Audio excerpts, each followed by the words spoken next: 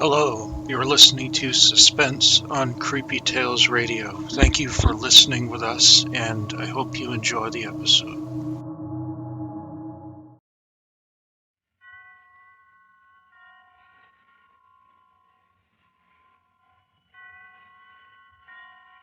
Roma Wine presents Suspense.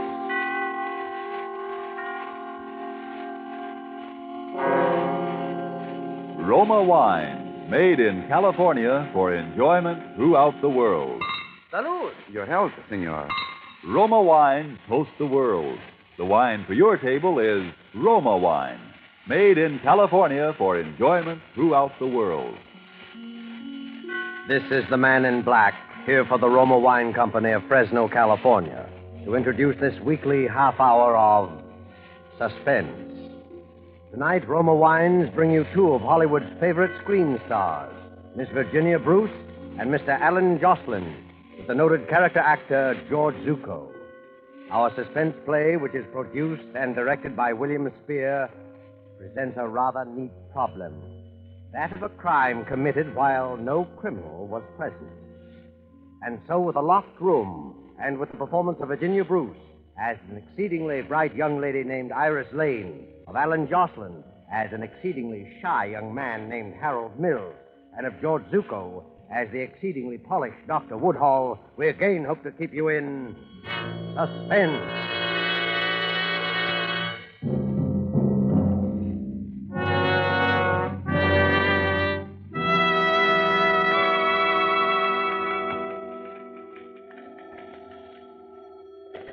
Hello, Mr. Seaton's residence. Who's calling? No, Mr. Seaton is not in. No, there will not be any statement for the papers. Harold, will you get that? Hello, no, I can't tell you anything Mr. about Seaton's it. residence? No. No, there will be absolutely no statement. Here we go again. If you wish, only Hello, you're Mr. wasting Seaton's your residence. time. Look, I told Very you this well. morning there wouldn't be any statement for the Goodbye. newspapers. No, not tomorrow either. Dear. I'm sorry, I'm awfully busy right now. I said I was busy.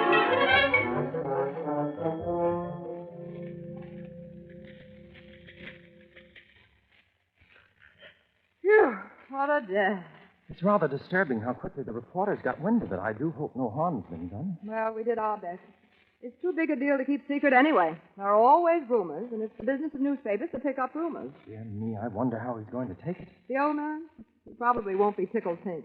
You know how he is. I know I'll be relieved when he has it under lock and key, my word. Oh, good evening, Mr. Seaton. Evening, Harold. Miss Lane, you two still working? No, we thought we'd stick around till you got here. Oh, I'm sorry I was so late. The newspapers have been calling, Mr. Seaton. The newspapers? How in blazes We did told they... them there wouldn't be any statement. Oh, I should hope not. Now, how do you suppose... Then it's not finished? Oh, no, the deal's closed. Have it with me, as a matter of fact. With you, sir? You've been carrying it around in your pocket? You see why I don't feel so good about the newspapers. But at least I got it home all right. Like to see it? Oh, yes. Doesn't look like much, wrapped up like this. Well, there it is. Like it? The Lavella diamond. What a beauty. It's enormous. Yes. But tomorrow we start to cut it. And within a year, it'll be just so many engagement rings. You know, I hate to see it change. It's so beautiful the way it is. Oh, there's no money in it for me this way. Oh, Dr. Woodhall called. He wants to give you a checkup if he can catch it before dinner. No, Dr. Woodhall, an old woman. Treats me like an invalid. Oh, well.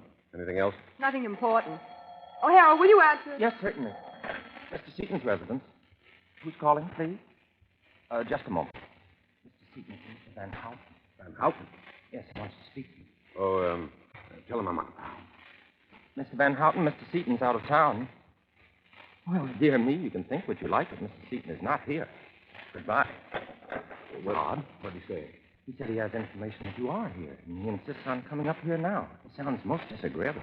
Oh, I don't think he's likely to show up. But if he does, don't let him in. All right, Mr. Seaton. I'll be in my study until Woodhall gets here. But don't forget your medicine, Mr. Seaton. I put it right beside the seltzer bottle. Oh, I won't forget. I hope Dr. Woodhall hurries. I'm dead. I'm sure you must be. Mr. Seaton seemed awfully proud of his new stone, didn't he? I thought he was cool as a cucumber. How would you feel if you just bought the biggest diamond in the world? Oh, the second biggest, I believe, Iris. Not that that's anything to belittle. What do you suppose he paid for it? I understand the price was something under $1 million, but he expects to get back over $1.5 million once it's cut and polished. Harold, Putting that kind of money into a piece of stone. I know if I had $1 million, I'd never buy done. Dear me, for that matter, neither would I. But for some people, diamonds take the place of other things. Power, love. What would you do if you had $1 million? I don't know. There are a lot of swell people I'd like to help out. Then I'd like to travel. Oh, there are lots of things. What would you do? You really want to know? Of course I do. I don't think I should say this, but if I had $1 million or even much less, I'd ask you to marry me. Why, Harold... No, please, I don't want you to say anything. You don't have to. I know I'm not the sort for you, really. I'm not like Dr. Woodhall, sure of myself. Well, it's not that, Harold. Honestly, it's just that you never said anything before. You never even... What was that? It sounded as if it came from the study. Mr. Seaton? Mr. Seaton, is anything wrong? He doesn't answer. Mr. Seaton! The door's locked. Yes, have you your key, Iris? He's right here. Mr. Seaton! Mr. Seaton? Why, where is he? There he is on the floor. What's happened to him? Is he sick? Wait, I'll see. Oh, goodness. Put him on the couch. Just a minute, Iris. I don't think you'd better look. He's badly injured. Injured, but how? It's his head. Get a doctor, will you? A doctor? Someone's tried to kill him. Hurry. To kill him? All right. Try Dr. Woodall. Maybe he hasn't left. I will. Operator, get me granite, 69700. Well, good evening, Iris. Oh, Dr. Woodhall. Never mind, operator. Come on, doctor. I was just calling you. Is something wrong? Mr. Seaton, he's hurt. Someone tried to... Harold, Dr. Woodhall was just coming in. Oh, my goodness, I'm so glad you're here, Doctor. What's the matter with Seaton? I think someone tried to kill him. It's his head. You can see the blood. I found this under him. What's that? It seems to be a piece of broom handle filled with lead. Evidently, he was struck with it. Concussion. Nasty. Still some pulse. I just had him in my bag. Here you are. And you'd better call the police. The police? Certainly. This is attempted murder. Oh, dear. Good evening. Did I hear somebody say murder? Who are you? My name is Van Houten. I telephoned a little while ago. How did you get in? Well, I rang, no one answered, so I walked in. I wish to speak with Mr. Seaton, but I see that perhaps I'm a little too late, eh? Perhaps you knew you'd be a little too late, Mr. Van Houten. Harold, I think we'd better leave that to the police. Will you call them? I can't figure out how it happened. Harold, you and I have been outside that door all day. I know there wasn't anyone in this room. Iris, it must have been the windows. What do you mean the windows? No one could climb. You see, look, there's a ladder still there. And it took us some time to open the door. There is a ladder. Oh, yes, a very convenient ladder. Don't you see? It still couldn't have happened. What do you mean? Someone came through the window, hit Mr. Seaton, and escaped the same way. But it couldn't have happened that way. Look, the windows are locked. Both of them on the inside. And Harold and I were outside the only door. The windows are locked? Dear me. That means Mr. Seaton was alone. Alone in a locked room.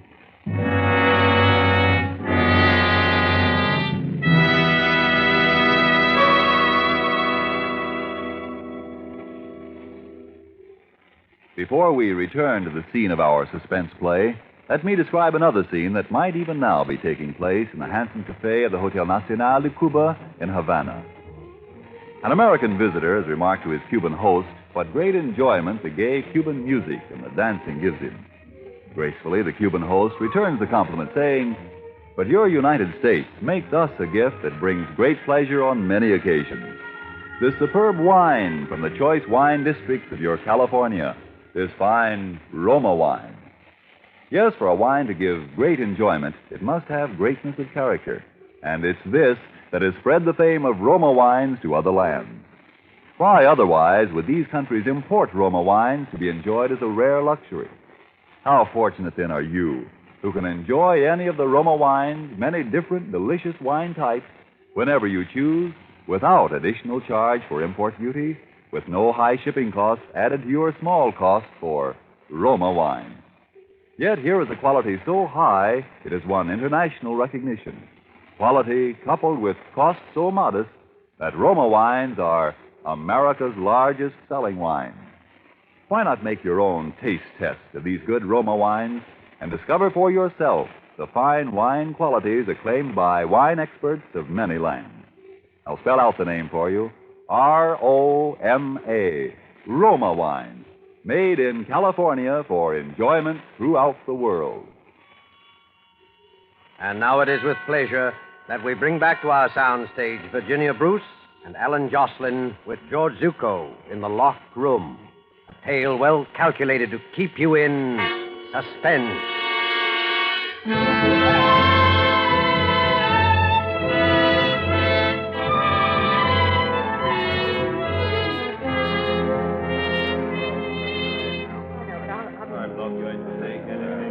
All right, folks, are you all here?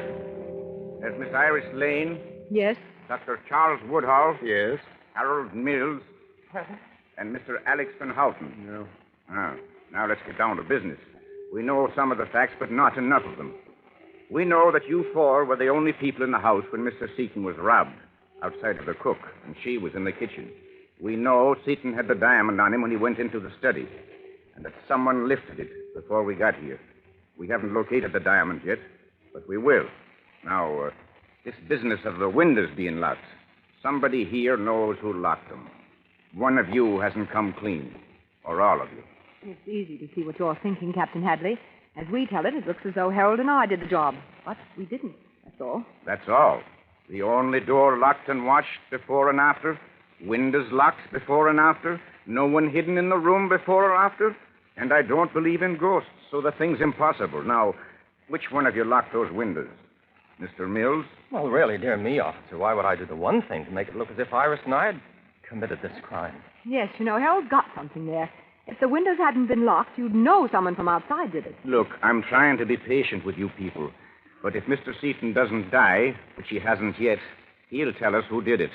So I advise you to come clean now.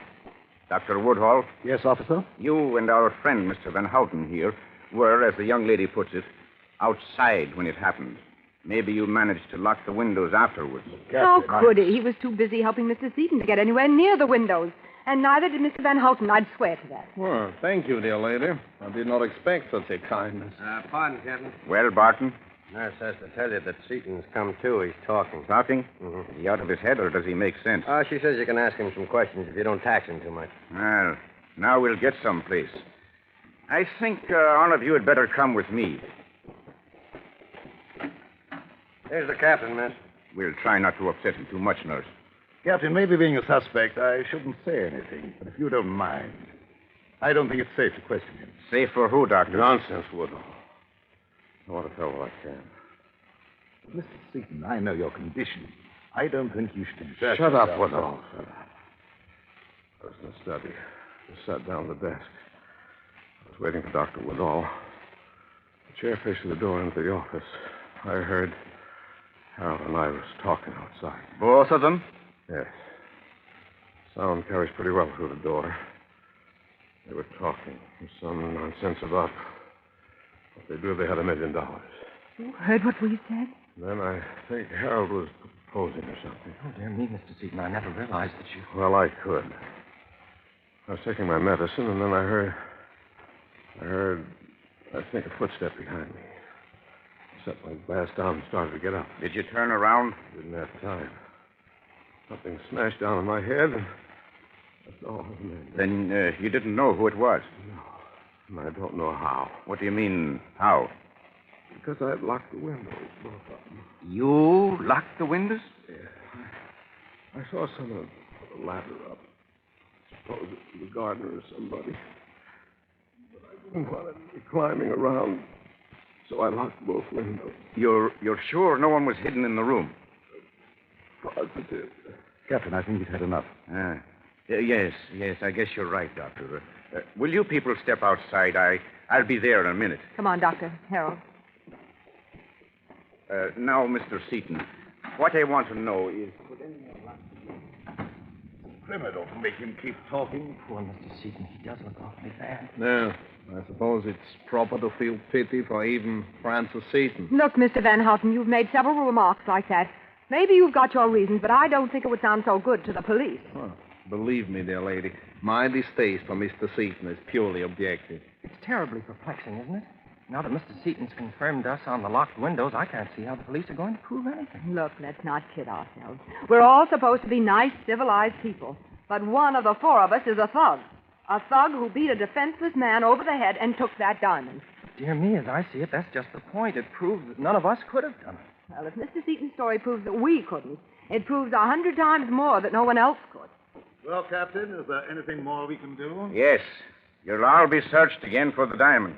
And none of you are to leave this house until further notice. Not leave Well, the house. what about my practice? I've got nothing work. Surely it requires more evidence than you have to hold us over the supposed disappearance of a diamond. I'm not holding you because of the diamond. I'm holding you on suspicion of murder. Mr. Seaton is dead.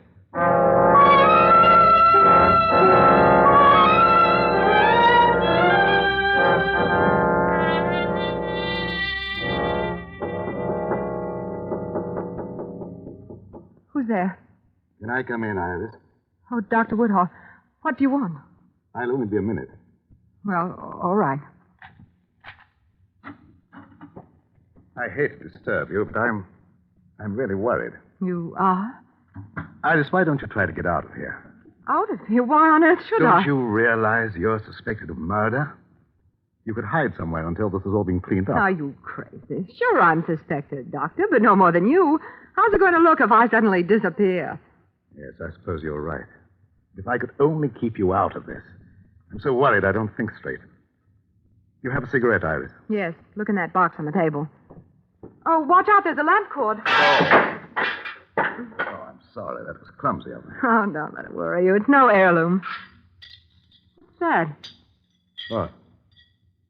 Iris, look, Where did you get that? the diamond. Where did you get it? That was on the floor. On the floor. Iris, didn't the police search in here? How did it get on the floor? I suppose it must have been in the lamp. Yes. See? This part lifts out. It must have been an oil lamp. Apparently. May I have it, please? The diamond? It was found here. What do you want to do with it? I want it. Iris, it's not safe. Sure, I know. Give it to me. Well, Thanks. are you going to give it to Captain Hadley? Why? I don't think it would be wise.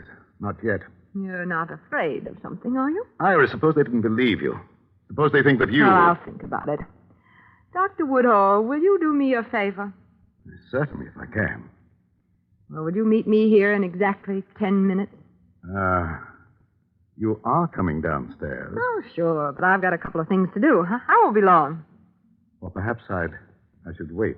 Oh, please, you don't have to do that. Well, all right, but be careful.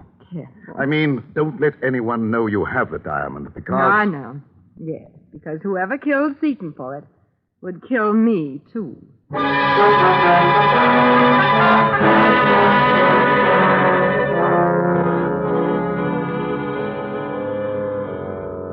I know it will be soon. Tonight. It has to be. What?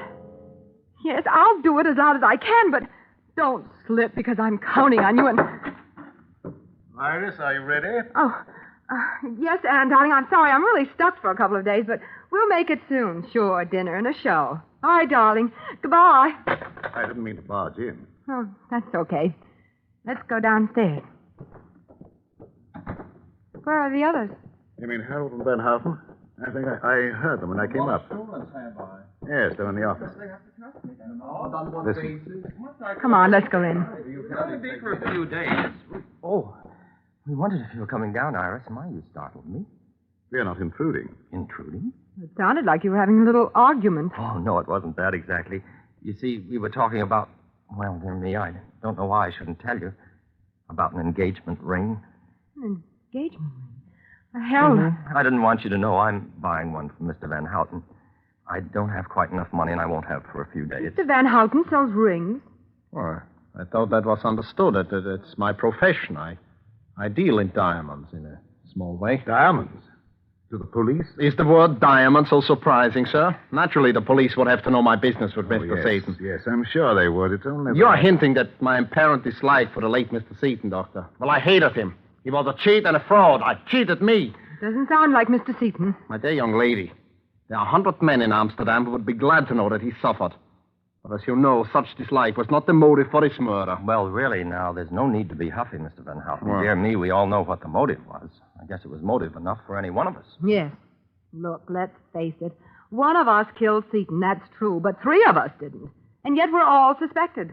I think if the 4 of us let down our hair, maybe we can figure this thing out. Iris, I don't- think that sounds very reasonable. If Iris needs advice or help... Maybe I do with that.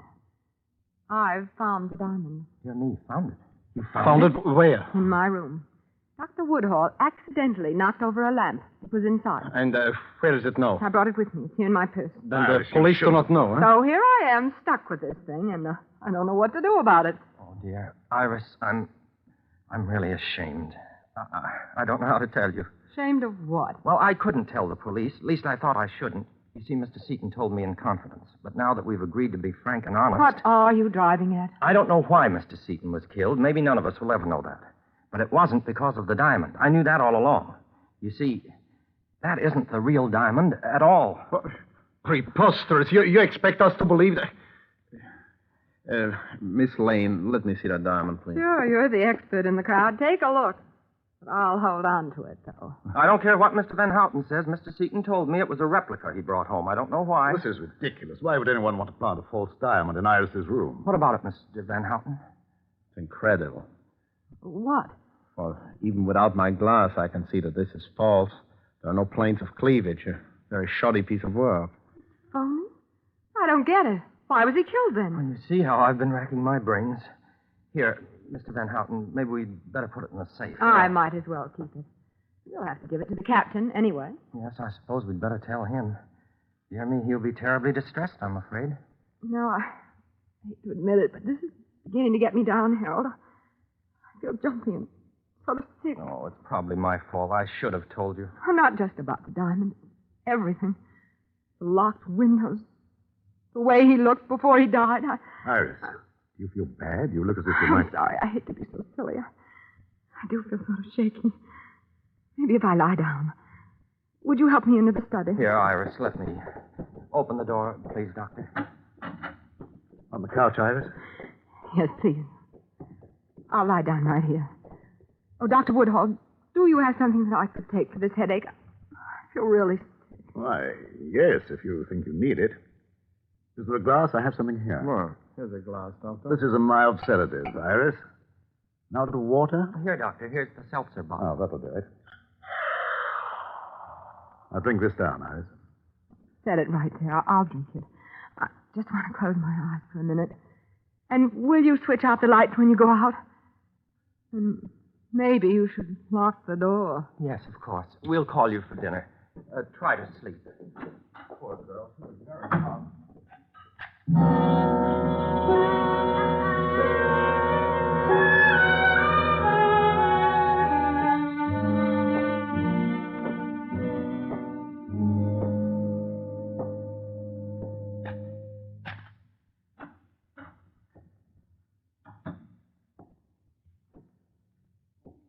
Who is it?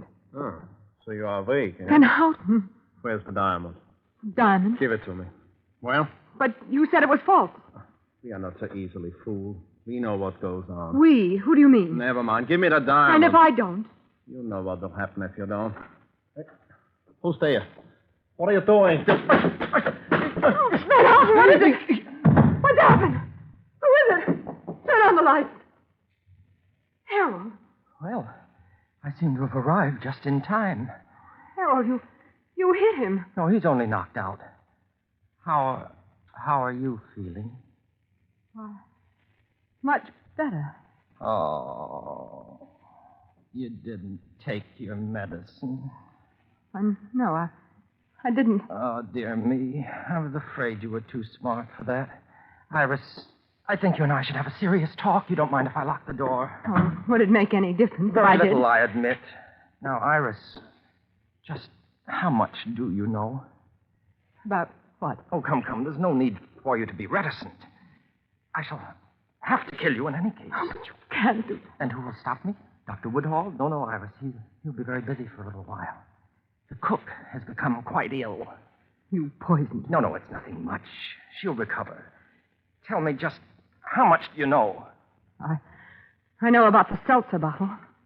That's how you knocked out Seaton. Oh, that's very good. You're so clever. Dear me, if I had more time, I'd be inclined not to kill you, but it's late, and I sailed with the diamond at midnight.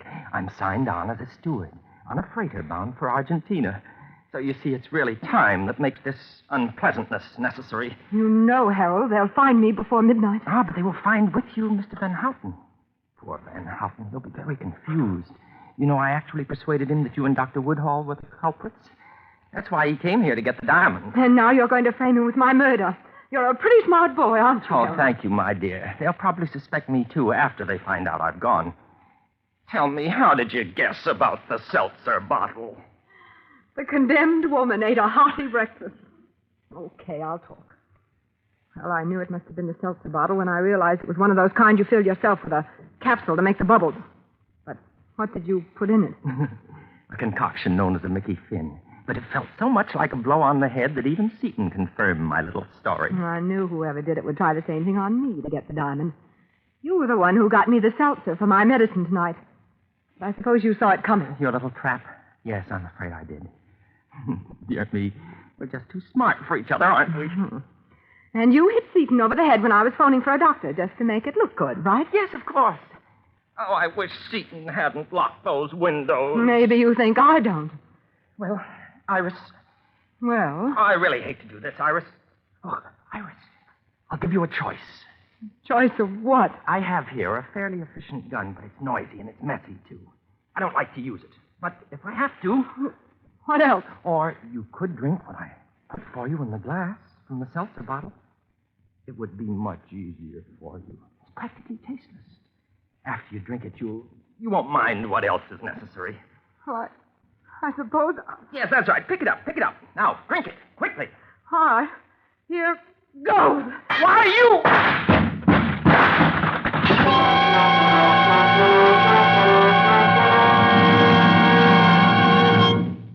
Nice timing, Captain Hadley.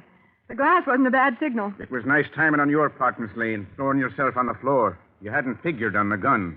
No, I hadn't. Is Van Houten coming around, Doctor? Yes, he'll be all right. Okay. Come along, Harold. Oh, this is such a shame. Iris, before I go, I'd like to tell you how sorry I am. Sorry? Yes, about that proposal. Even if it was an alibi, I almost meant it. Dear me, it looks now as though I shall never marry. Yes. Dear me, it certainly does.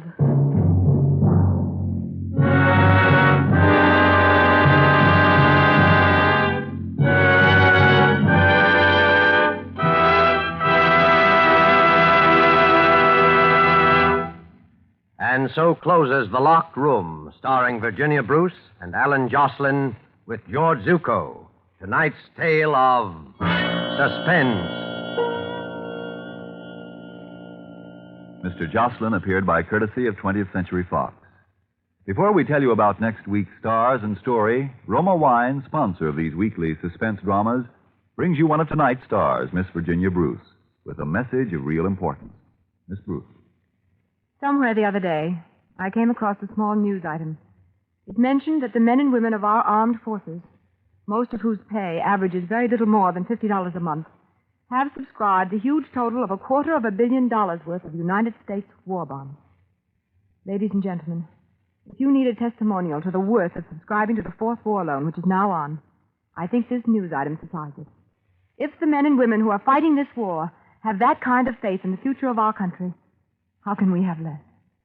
This is the time when our armed forces are making ready for the final extra effort, which will bring us victory. They need your extra support from extra purchases of war bonds. For the Fourth War Loan, one extra $100 war bond, please. Next Thursday, same time, Roma Wines will bring you two distinguished actresses, Miss Ida Lupino and Miss Agnes Moorehead. Don't forget, then, next Thursday, for Ida Lupino and Agnes Moorehead in Suspense. Presented by Roma Wine, R-O-M-A, made in California for enjoyment throughout the world.